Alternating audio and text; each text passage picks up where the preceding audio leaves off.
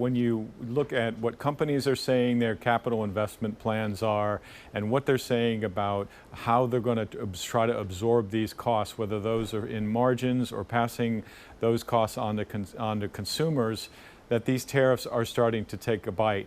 They're not happening all of a sudden. It's this kind of slow grind on the economy that we're seeing, and you can see it in some of the surveys that the government or private surveys that are reported. So the lesson here is that you don't just flip a switch and get inflation overnight. It's a slow moving process, and the deals that are coming in from President Trump, the markets are celebrating because they're not the worst case scenario, but it still makes goods. The EU deal, let's say, makes European exports to the U.S. 15% more expensive. So that's just the bottom line, and that's not that's an economic headwind in any economist book. Hey, Brendan, when we hear Secretary Lutnick speak, for instance, he'll be saying something like, China is going to pay, so-and-so is going to pay, settle this for us for people who don't follow this too closely. They're not paying. It's it's a tax, is it not? The American importers pay tariffs. They pay these taxes to the Customs Bureau. And so now those importers could go to the exporter in China or the European Union or wherever and say, hey, this is costing me an extra 15%. Can you lower your price?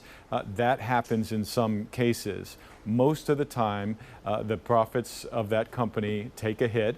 They pass it on or they pass it on to consumers. But the bottom line is they've got less to invest in. They've got less money to hire people. So this is what our reporting shows today in the Bloomberg Big Take, is that we are starting to see that slow grind on the economy that tariffs have, that economists would warn you about, that are happening. Now, the Trump administration would argue, look, this is going to incentivize companies to produce more in the United States, and some of that may actually happen. So we shouldn't discount that completely. But the tariffs hurt a lot more companies and consumers than they do help. Look at steel tariffs. We've seen an increase in domestic steel prices. There are a lot more companies and employees of those companies that use steel than make steel, and they are paying the price for it. So where will we see it? Craig, I mean, will we see it in GDP numbers? Will we see it in headline inflation numbers? And if we do see it, when do you think we will see it in the hard numbers, as I know economists like to talk about? So the investment figures, we're going to watch this week's GDP number very carefully. This is the second quarter. The headline number is likely to see a bounce back. Remember, it was a negative first quarter. The second quarter should be something in the 2.5% range. But if you look at the part of that, those numbers that will give you a clean look at how companies are investing, that number is supposed to be flat. So there was a lot of distortion with tariffs over the second quarter. So some of that will still be some noise, but noise or not, those are companies that are not investing for the future in things like that will help their productivity and their growth. How long does this take to wind its way through before consumers?